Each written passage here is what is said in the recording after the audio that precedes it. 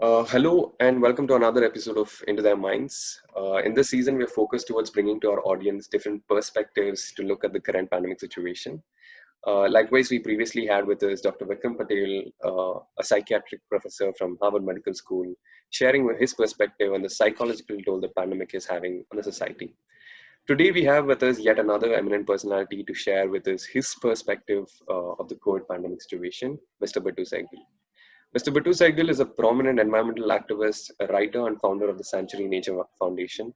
He works with policymakers, conservationists, and scientists to improve biodiversity, tackle climate change, and implement holistic strategies to strike a balance between nature and the people inhabiting it.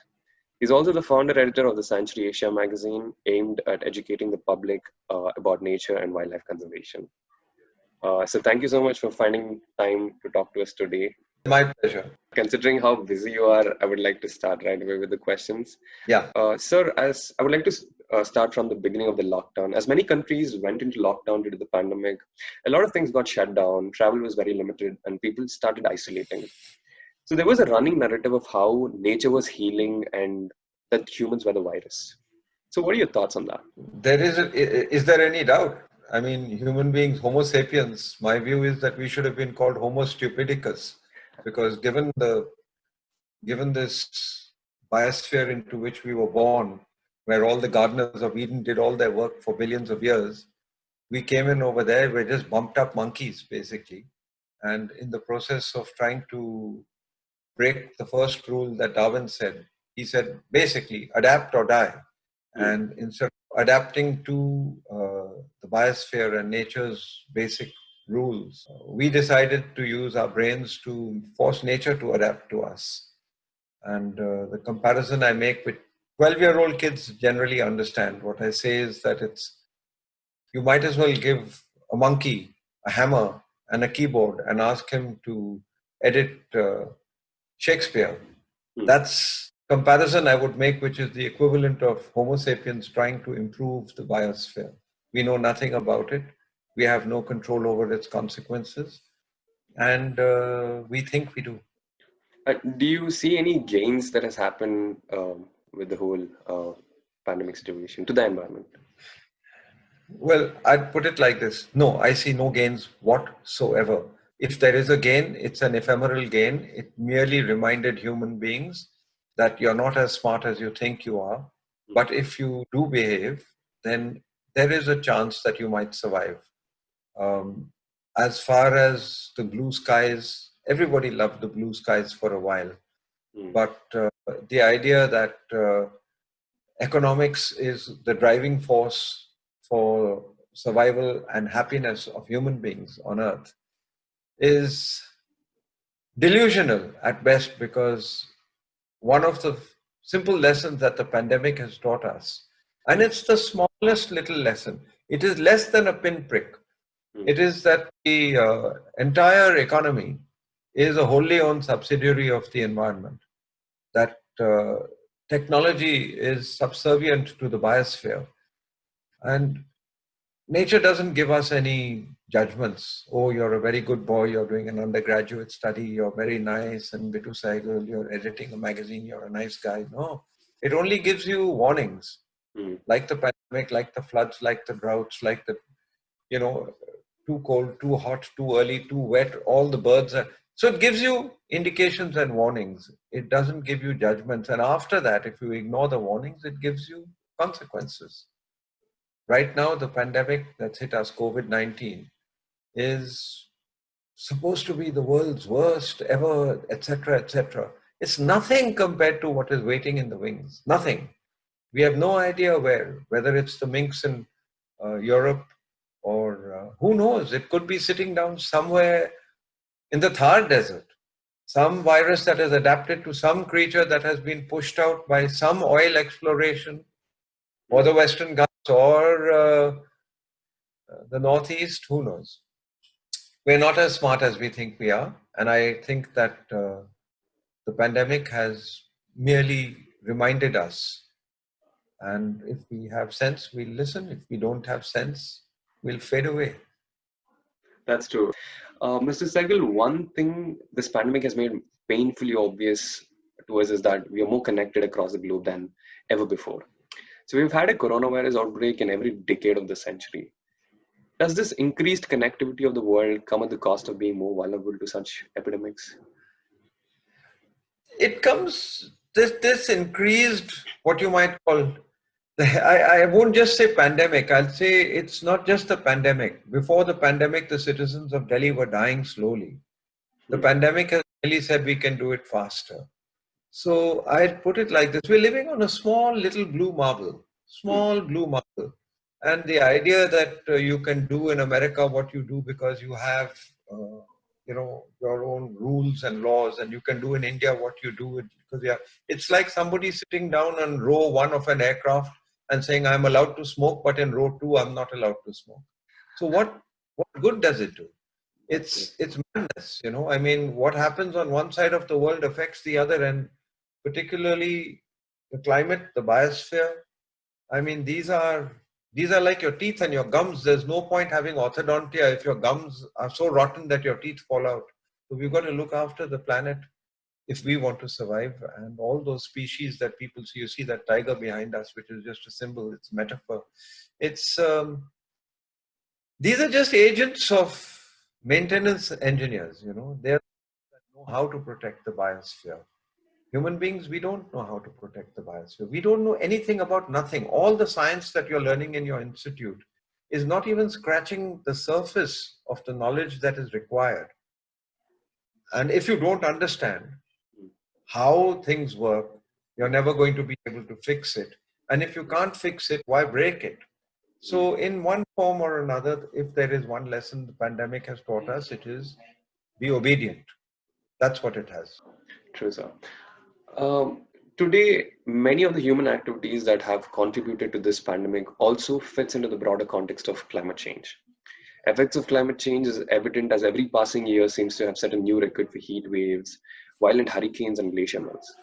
So we have known some of the causes for such changes for decades. Yet the way to address these issues have been a quagmire of politics and vested interests. What are those things that we should be doing both as individually and as communities to bring about a greater impact? Well, you're doing the first thing right now. Hmm. I mean, you're speaking, you're young, you have the legitimacy, you have the right to ask. And frankly, right now, whoever sees this, I owe you an apology. I really owe you an apology because my generation, what I call the Buddha party, when we left, we began to colonize the Bacha party, which is you. Hmm. So I don't know what self-image people have. I mean, they go into a rainforest and they say that, look, we have taken out so much bauxite and therefore we have made some cans of Coke which we will drink and throw away. And that's supposed to be a favor to you. I mean, it is the worst possible example that anyone could set even of economics, because one of the simple principles of economics, simplest of simple principles, is that when you have capital, Hmm. you want your capital to grow, Hmm. and you should be able to earn either from the interest or the added value. Now, it's one thing to talk about money in the Reserve Bank of India, and it's quite another thing to talk about the Bank of Nature, Hmm. because we've lost trillions of dollars, we've lost a million lives. How do you put a monetary value on that? How can you put a monetary value on that? And if this is not understood, Hmm. then I think you will write the history of my generation and say that, look, there were these villains, who through the generations, they caused millions of deaths. The deaths that we are going to cause as a result of climate change will dwarf what happened in Rwanda. It will dwarf what happened during India's independence. It will dwarf what happened in the First War. It will dwarf what happened in the Second War. It will dwarf what happened in Syria recently. The deaths and the violence that you see is a direct result of resource deprivation, which is caused by resource mismanagement, which is caused by what I would call the four horsemen of the apocalypse, Hmm. ignorance, avarice, and apathy. I mean, to this, you can add the fourth horseman, which I'll come to you and tell you about a little later. But Hmm. basically, this is what it is. Yeah, I that's don't, indeed. I don't have very cheerful messages to give you, but I will tell you one thing before this goes much further, Yes, sir. that my average constituency is 12 years, the Hmm. people I speak to. And I have no right to tell them. You're a little older, so I'm telling you directly and bluntly. Because when you're presented with problems over which you have absolutely no control, you cannot solve them, you never created them, then the shutters fall psychologically and a sort of catatonic state comes in, paralysis comes in. I Hmm. can't do anything about it, you know. So that is the worst thing because everybody expects somebody else to look after the biosphere. Hmm. So I would say to you that with the children, what we do is we are sworn to tell them the truth and we are sworn not to damage them psychologically. So the truth is that nature is self-healing. Hmm. So like a cut on your hand, which heals, when this Yeah. cell and that cell, how does it come together? How does it know? What's the map? So Hmm. the same way, the damage that we do, what you saw temporarily during this lockdown, Hmm. that the skies were blue again, it was blue because you put out less nitrous oxides, you put out less carbon dioxide, you put out less you, you just quit spewing toxics into the air, whether it's stubble burning or anything else. Hmm. But the solution, that was just telling you that you can solve it if you want to. Hmm. You can't point to any one thing. Like nature, when you pull one strand, Hmm. something affects there. So this ignorance, arrogance, and avarice, these three miserable traits, Hmm. they are encased in a soup of apathy. And that apathy is the ordinary citizen who goes about saying, I don't know what to do, I'm doing what I have to do, and let us see what happens. Hmm. But that apathy is what is feeding arrogance. That apathy is what is feeding the ignorance of planners. That apathy is the one that is causing the problems. We vote the wrong people in, and then when they go about cutting the trees in our own garden, in our own backyard, or poisoning the water which I feed my child, then we say, why are they doing this? They're doing it because we elected the wrong people. You know, Sure. it's all a big mix. I mean, scientists can't live in silos anymore. You can't say, I've written my paper, I've done my science, and that's that. Because today, that is the most perfect way to make sure that the Garden of Eden in which we were born Hmm. is plundered, because it will be put away in a file. So what? Hmm. So, so what? You have to be vocal. You have to Hmm. do what you're doing right now. You have to speak, because if we remain the silent majority, we will become the silenced majority in very little time. And it won't be silenced by another human being, it will be silenced by nature. Nature is going to send us the kind of consequences Hmm. um, which you might understand because of what you're doing between evolution and biology. Hmm. Take a simple thing. You talked about right now, there's a COVID-19. Imagine somebody who's on a respirator right now Hmm. and his lungs are barely functioning. Hmm. And somebody walks into the ICU. And as he walks in, a whiff and draft of, you know, lousy air, Hmm. 2.5 particles coming into his lungs, damaged lungs, wounding them more. It's like taking a wound and then scratching it instead of repairing it. Hmm. So I could go on like this, but the truth is that the solutions are also very simple. I don't know whether the other people you have spoken to have talked about the root cause of the viruses escaping. After this interview, I suggest you get onto Google and just type in Yes, sir. hashtag IPBES. Sure, sir. This is a very clear scientific and economic evaluation Hmm. of the fact that tampering with the biosphere has caused, as you said right in the beginning, it is Hmm. the direct consequence of that has been climate change. Hmm. It's the Anthropocene that we are passing through right now has been caused because we have damaged the biosphere, not just forests, wetlands, grasslands, forests, coasts, mudflats, you name it. There isn't a single ecosystem that we haven't gone and damaged. Now, those ecosystems have species. Those species have evolved together with their viruses. But it's been the viruses that have been locked down with these species in these ecosystems all this time. You go into that ecosystem and you release them. And then when they come into your ecosystem, which is your cities, then you say, why are you doing this? Such a dangerous virus. I will kill the virus. You're not going to kill any virus. You're going to have to learn to live with it. You're going to have to learn to adapt to it. And you're going to have to learn that those ecosystems are like magnets. And if we keep our ecosystems thriving and alive and intact, then like iron filings to a magnet, the species that evolved in those ecosystems will be those ecosystems. I do not see tigers enjoying themselves in a coffee shop in Mumbai, So why would a tiger come close to a species like ours, which is possibly the most distasteful thing it's ever seen? It will go back. And with the tiger will go back the tick on the back of the tiger. With the tiger will go back all the deer, all the wild, all the the birds. I mean, we don't even know what avian flu is going to be like.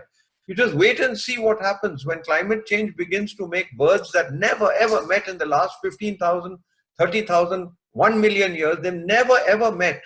Now climate change is going to force them to migrate. The ones from the north will vanish. The snow leopard will vanish. What are we doing? I feel this interview that you're doing with me, a sense of dread inside me right now. That why are we not more angry? Why are we not more panicked? Why are young people listening to the wisdom of the old when the old are actually, quite frankly, stupid? We don't understand what we are doing, and we are too arrogant and too ignorant to think ill of ourselves. I'm sorry, I'm being more harsh than most of your No, other so I people, think but you're being. I don't think we don't have the luxury of being polite right now, but we don't So, either have the right to be aggressively, politically mean and nasty to each other. We are primates. We have to work together. If we very don't true. learn to work together, we are going to be overwhelmed. Very true. You were just talking about how youth should act out. So, how optimistic are you about the capability of the youth to address these problems today? And as you, I know this is a complicated question to answer, but are there Not so any? complicated. It's not so complicated. I've been a teacher for more than 40 years. I've been a parent, I'm a grandparent, and I know this one simple thing. Children don't do what you ask them to do, they do what you do. If you don't set a good example, they'll do exactly what you do. And I'm afraid your elders today are setting the worst possible example. And that is one of the issues. Now, somebody like yourself who studied evolution, you might be the exception to the rule. But the fact of the matter is that there are a large number. That's why we run a program, Kids for Tigers. And we tell them a simple story which a 12-year-old understands. But when I go and address bureaucrats and politicians and big business, sometimes they don't quite get it. We say that, look, the idea of choosing the tiger was simple. To save the tiger, I have to save the forest. When I save the forest, I save every creature in the forest, including soil microflora and fauna, including the nematodes, including, as I said, the tick on the back of the tiger. In the process of doing this, when it rains, the forest sponges the rain, slows it down in the short, sharp monsoon, and feeds the aquifers, which are the largest reservoirs, larger, holding more water than all the large dams in the world. When that happens, those aquifers are the ones that feed our rivers, they feed our lakes, they feed our river. And in the process of doing this, they also feed the wells that we dig deep down inside. When we do that, farm production goes up. When farm production goes up, GDP bubbles up instead of waiting for it to trickle down. It's in our own self-interest to make sure that we do the right thing. The lessons are there for us to learn, but we're too arrogant, too ignorant, and too, I don't want to use hard. I understand. So, Mr. Bittu, some of the objections to higher taxation on fossil fuels or disinvestment on conventional energy resources often come from a potential loss of jobs and increased burden on poor people. Likewise, some support for deforestation comes from promises made to the local population about improving their standards of living or expanding agriculture and providing them with jobs. Do you think a balance can be achieved between conserving the environment and improving the quality of life of these people living there? So there is no option available either to big business or to big politicians or to the poorest villager in the last village in India. Everyone is dependent upon the health of the biosphere. If Mm, anybody needs clean water and clean air more than others, it is those who have no access to modern medicine. Somebody sitting in Tumri Talaya or somebody sitting in a small little village somewhere up in the Western Ghats, mm, that person needs to be sure that upstream nobody is putting cyanide in my water, because what am I going to do? So looking after the environment, I don't think that's an option at all. But yes, resource equity is a very huge issue. mm, If these old questions, these are cliched questions: who profits, who pays, mm, you know? And sustainability itself has become a very abused word. Sustainability, what does it mean? Is it sustainable for the biosphere? Is it sustainable for a small group of industrialists? mm, Is it sustainable for people who want, for instance, to go into a forest and cut it down and put tropical pine there so that it can actually raise our GDP by exporting tropical pine to Europe, where they'll make furniture and the money will come to us? What happens to the villagers who live in Bastar? What happens to the villagers who live in deep areas of Rajasthan, who mm, depend on nothing other than the water that these ecosystems produce? So it's a very complicated thing. And the biggest problem right now is that the divide and rule strategy of the British is hard at work in India.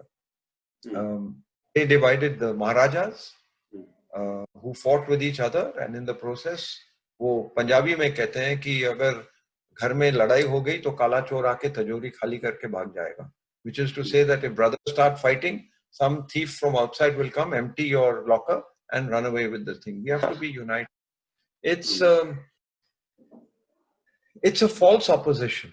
Right now, for instance, there is a problem with people and parks. People who are looking to protect forests and wildlife are looked upon as elitists, people who don't care about human beings. mm, But the fact of the matter is that the human beings need to be able to survive on the productivity of that forest much more. And that productivity doesn't mean you go into the forest, cut it down, and plant food crops, and therefore that food crop is going to sustain you. It doesn't work that way anymore. It might have worked some time ago.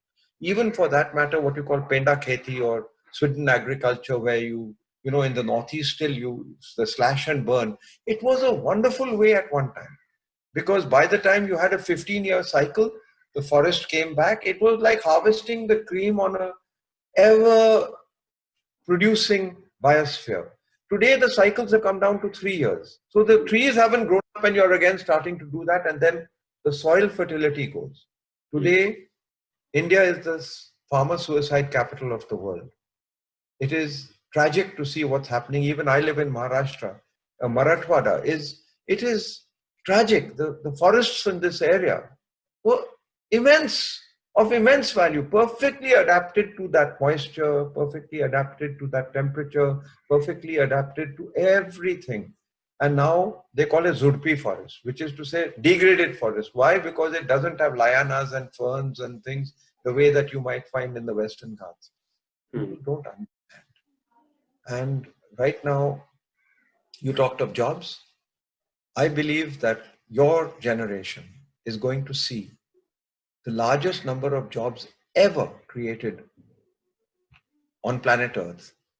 And the jobs that will be created will be jobs that use nature-based solutions to restore the mm, ecological balance to all manner of ecosystems.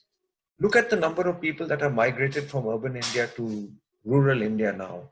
yeah, Even if some of them come back and start working in the factories, the bulk of them are still there. mm, So what kind of work would you like to give them? I would like to suggest that the work we give them, giving you one example, mm, Maharashtra, it's India's largest large dam builders. But mm, every single one of the dams in Maharashtra is dying early. The cost benefit ratios are complete fiction. mm, What it said in order to do this, to create the dam, the justifications for the dams, they were said that when you do this, you'll get so much, so much, so much, because over 100 years, you'll get this much profit. But the dam, which was supposed to last 100 years, is lasting only 18 years or 25 years. So what happens to the cost benefit ratios? So here is what I'm suggesting will become the way out for India from the pandemic, from climate change, which is directly linked to biodiversity. The people who have gone back to their villages need jobs near their villages. And those jobs near their villages are in the catchment areas of the dam. Catchment area, the area that catches the rain, funnels it through a river where there's a dam, and then that dam goes and produces, irrigation, etc. elsewhere. But right now, if those people work to restore the sponge using nature-based solutions, Narega, tribal sub-plans, and bring the sponge back, forget about fossil fuels. Fossil fuels today are like the heroin addiction of people who say, yeah, I can take this, I'm fine, look at me, I'm an athlete, until your heart stops beating, So I'm saying that when we could possibly create 25 to 30 million jobs, north, south, east, west, center of India, repairing dam catchments, repairing degraded forests, deepening wells, deepening ponds, deepening lakes, taking the mud from there, putting them on our fields, and allowing nature to do what it does, and accepting that food security doesn't come from chemistry, it comes from biology. I need to bring those nematodes back. I need to bring soil microflora back. And when we do that, most of the carbon that is up in the atmosphere today will come down and be kept in that small layer of soil. That's the solution. Human beings can actually help to restore the soil by just not damaging it anymore. You ask me short questions, I give you long answers. I'm sorry. The situation is indeed dire, but it's good to know that there is good hope, Yeah. I would like to talk about a recent development in the country. Okay. Yeah, Mr. Bittu, are the recently proposed funding cuts to certain environmental agencies in the union budget yet another indication of the priorities of the government, or do you think it is an inevitable part of the shrunken economy due to the pandemic? I told you, arrogance, ignorance, apathy, all these various things, the idea of cutting the budget for the protection of the environment, as though the environment is some kind of luxury that we have, is going to prove to be one of the greatest errors made by Homo sapiens. It's not only India, it's across the world. The fact of the matter is that it's not only the lack of money for protecting, it is where are you applying the bulk of the money? Where are you applying it? If you are going to spend, you meaning not you, my dear Veta, Yeah. I'm talking about my generation. If we take all the money that's gathered in taxes, GST, income tax, this, that, and the other, and put it into destroying your biosphere, that's what's causing the real damage. Quite frankly, there wasn't even one naya paisa. One paisa was not invested in creating this Garden of Eden, correct? Before Homo sapiens came along, who was doing EIAs? Who was doing estimations? Who was doing repair work? Who was planting trees? None of it. We are the world's worst tree planters. Human beings are not capable of planting trees because they don't know which ones to plant, when to plant, and where to plant. The butterflies are doing this. The bees are doing this. The monkeys are doing this. The deer are doing this. The wild boar are doing this. So these are what you might call the gardeners of Eden. Hindi mein kehte hain, van ke mali hain. And it's perfectly fine. They scatter them. Suppose they scatter them in such large volumes, it doesn't matter where they fall. If it falls in the wrong place, it won't grow. When it falls in the right place at the right time with the right season, with one rock over there which protects the sapling, which puts the roots down, the next year it grows, and that's how the forest originally came. That's how the corals emerged. That's how life on earth came. But I'll tell you one thing, that the greatest tool that we have to colonize you now is the environment impact analysis rules that have now been adapted and changed. We are basically saying that in order to do ease of business, Hmm. We don't want to look at the damage we are doing. That I come into your house, I see you have a bed cover there. I want to take the bed cover and I want to use it to clean my toilet. What can you do about it? You have to sit over there.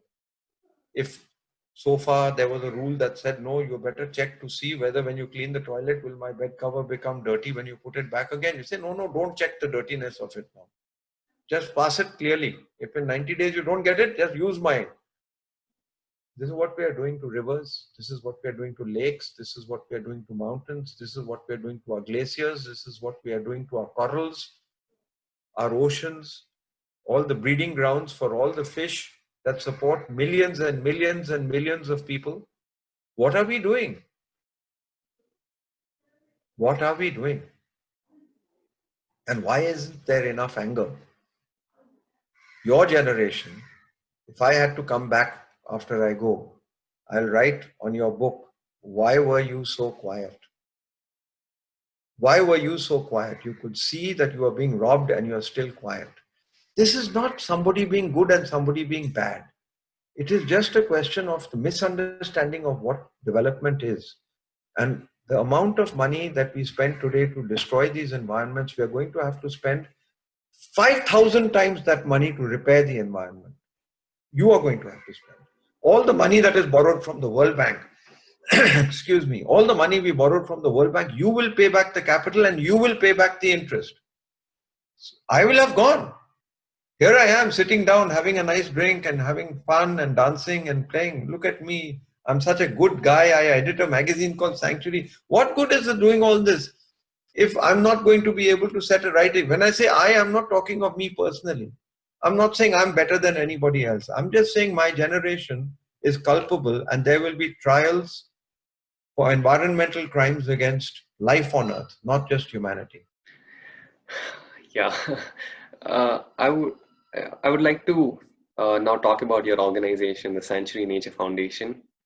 Could you tell us more about the activities that your organization is currently involved in? I'd like to just divert the whole topic to this. Yeah.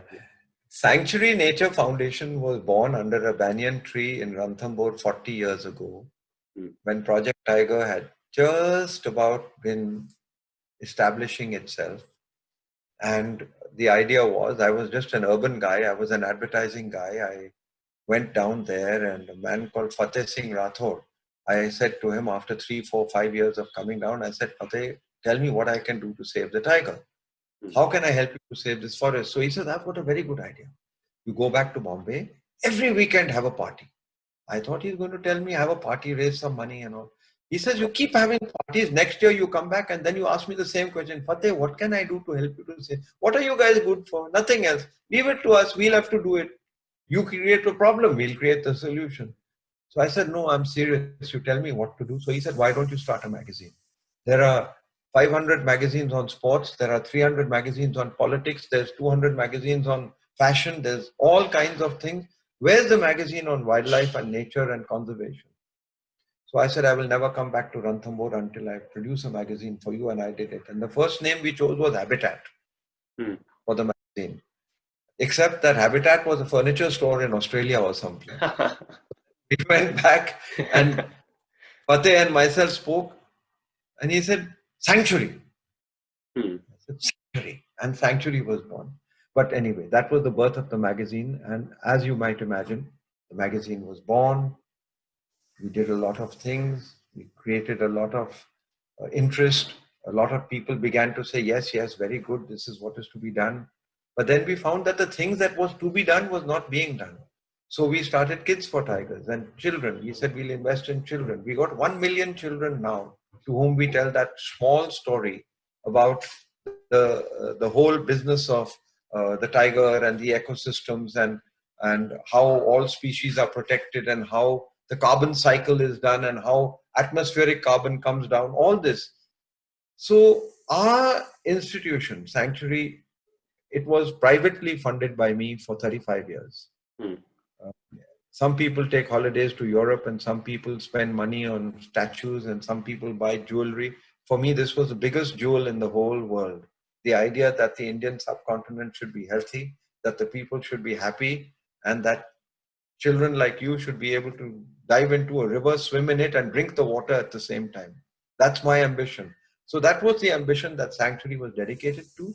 And then we began to expand into this and that and the other. Um, we have awards to recognize that forest guards are as important to the survival of India as the Jawan working in Siachen.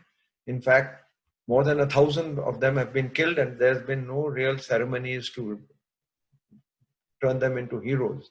We wanted to talk about those villagers who worship nature, still worship nature.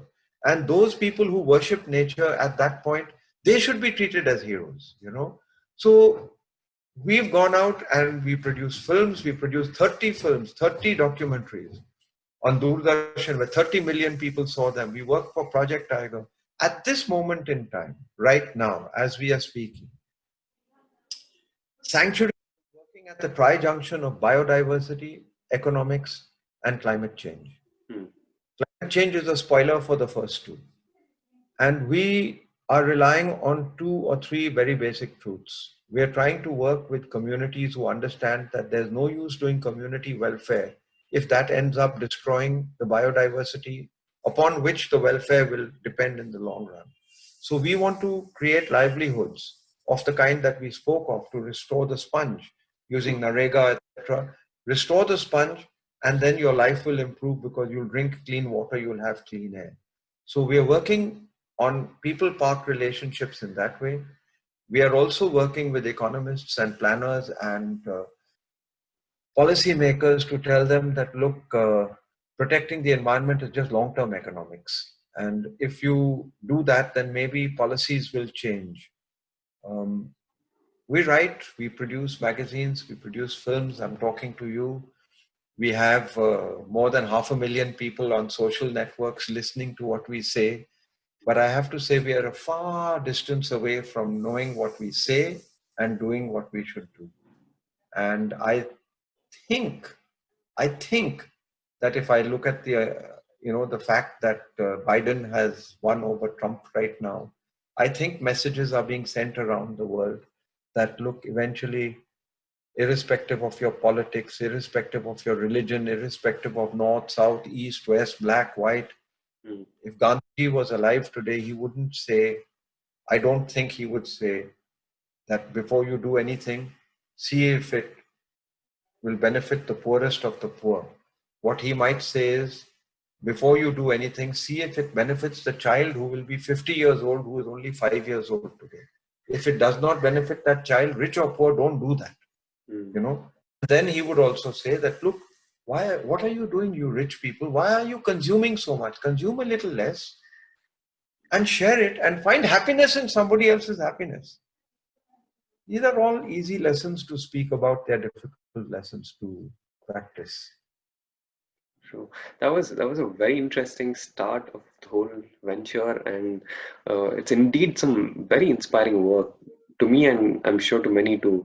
I'm sure it'll go a long way in addressing the current state of things, and all the best for that, Mr. Sahgal. Well, I want to tell you one more thing before we close. Yes, This sir. is that by and large, whether it is religion or politics or big business, we are a very male-dominated society. And the testosterone of males is not particularly suited to looking after the biosphere. I can build it bigger, I am stronger, I am better than you, etc. I think that it is time that men learned the power of women to make the right decisions for. It's not that they are weaker. It's just that they have a more distant vision than men have. It's not the next quarter, it's the next quarter century we should be looking at. So if I were you, I would actually begin to coalesce. I would create bridges between people, between men and women for sure, between children and adults for sure, between different states for sure, between different countries for sure. And be happy every single day of your life, because you should know that the biosphere is self-repairing. You're not going to live a very unhappy life and, oh my God, tomorrow what will happen? What will happen will happen. So long as you do the right thing, the right result will come for you. And all I want for you is that you should be safe and you should be happy. And I know you can't do that without making nature part of your Very true. Very true. religion. I think you sort of answered my very last question, but I'll nevertheless ask you it. So, is there any important message or inference that you feel is going unacknowledged or underrepresented in the public discourse about the whole pandemic and the environment in general? The message is written by the IPBES, the Intergovernmental Panel on Biodiversity and Ecosystem Services, and that is that zoonotic diseases are the ones that have caused the problem. And the coronavirus that has come around, you just start with AIDS, MERS, SARS, Ebola, swine flu, bird flu, COVID, whatever it is that you pick up. These have come because we have abused species and we have abused ecosystems. So the message I want to leave is trust in nature, flow with the tide of nature, and ask whether what you are doing right now, your environment impact analysis, should not look at whether in the next 5 years it will cause any damage. Look at it in 50 years and make sure that you look at it as the bank of nature and feed off its interest. Don't eat that capital, because otherwise you'll be left with a rock and life will have to start coming up again. And frankly, your endocrine system and all the health professionals in the world are telling you the same thing. You're damaging your endocrine system and you're you're releasing viruses into the world that your immune system will not know how to deal with. But it's a happy world, because my generation, I have spent my life mourning every day of my life. Something I loved has died. Something I wanted to live with has been killed, either a species or a habitat or a river or a lake. You are blessed, because all the damage my stupid generation did, you will wake up every morning with resurrection.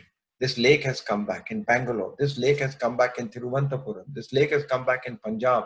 The pesticides that were dealt have been washed into the sea because no more new pesticides are being produced.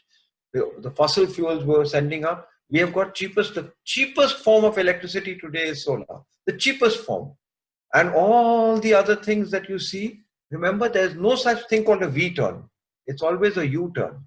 So it's slow, and human beings want to do everything in a jiffy. Wait, everything in its time. You will succeed, you will prevail, and you will be happy. Thank you.